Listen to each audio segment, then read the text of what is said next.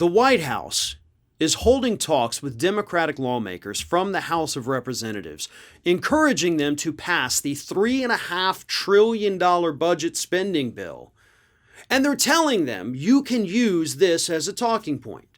And the talking point is this: we're trying to increase not just the eligibility for Medicare with this reconciliation package, but there's also a very important provision in it, one that most people aren't even aware is in there, but two, that resonates very well with the American voters.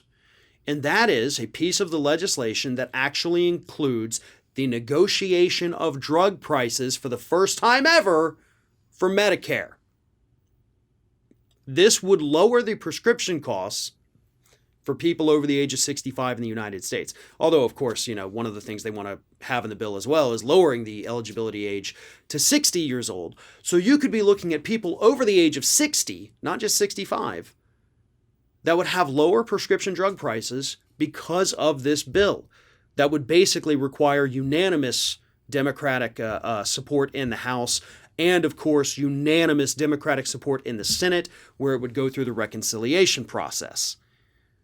So basically, the White House is out there flexing some muscle, trying to talk to these people, doing a good thing, to be honest, showing that they actually are concerned and do want something to happen.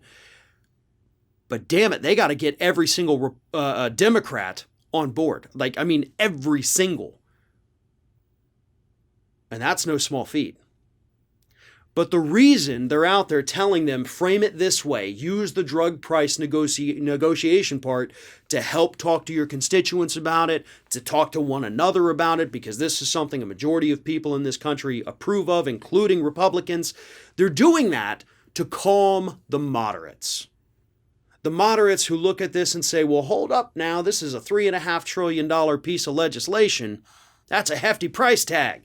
And my voters are going to be mad if I vote for $3.5 trillion. First of all, no, they won't.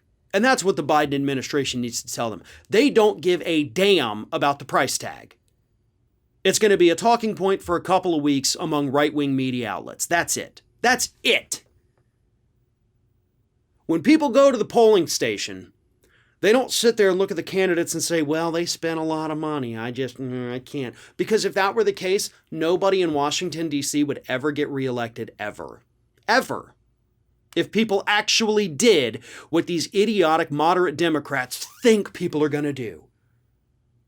You all would have been voted out in 2002 or 2004.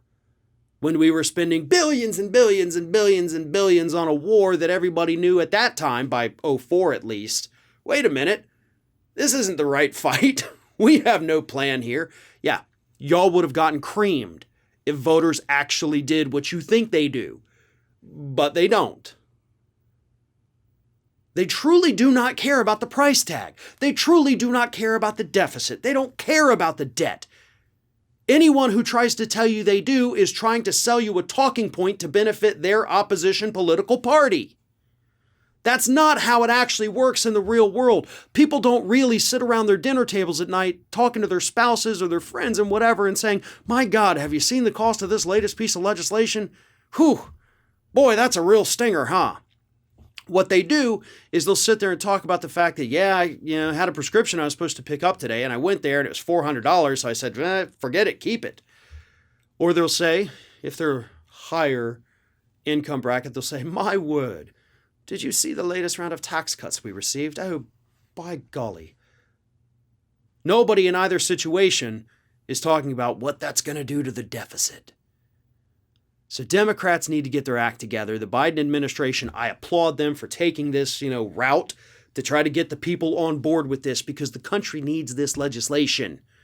Everybody needs this legislation, left, right, and center. And honestly, at this point, it's up to every single Democrat in D.C. to make this a reality. Ring of Fire has fresh content 7 days a week, so if you want to be reminded about it, don't forget to subscribe to the channel, hit the little bell to be notified every time a new video goes up.